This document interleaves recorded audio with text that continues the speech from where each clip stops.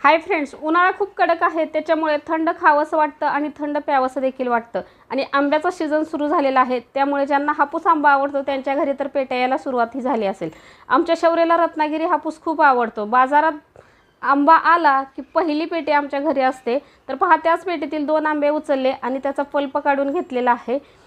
1 glass दूध add करायचं, 5 चमचे साखर ॲड करायची, आईस क्यूब ॲड करायचे, छान असं मिक्सरला फिरवून घ्यायचं. घट्टसर असा ज्यूस तयार होतो. तयार झालेला ज्यूस ग्लासमध्ये ओतून घ्यायचा, आईस क्यूब ॲड करायचा, पुदिन्याने छान असं डेकोरेशन करायचं, म्हणजे लहान मुलं पटकन फस्त करतात. तुम्ही दुधाऐवजी पाणी देखील यूज करू शकता. मी या अगोदर आमरस आणि मँगो ज्यूस कसा तयार करायचा याचा डिटेल व्हिडिओ चॅनलवरती केव्हाच अपलोड केलेला आहे, तर चॅनलला नक्की व्हिजिट करा. गुढीपाडवा जवळ आलेला आहे, त्याच्यामुळे हारघाटी किंवा साखर हार हा देखील व्हिडिओ चॅनलवरती अपलोड झालेला आहे. नक्की व्हिजिट करा.